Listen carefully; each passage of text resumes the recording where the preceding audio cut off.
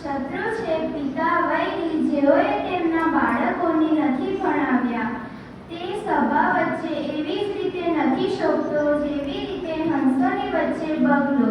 ભાવાર્થ, માતા પિતા જે પોતાના બાળકોને શિક્ષાથી દૂર રાખે છે તેવા માતા પિતા તે બાળકોના શત્રુના સમાન હોય છે, કારણ કે વિદ્વાનોની સભામાં અભણ વ્યક્તિ ક્યારેય સન્માન પ્રાપ્ત કરી શકતો નથી.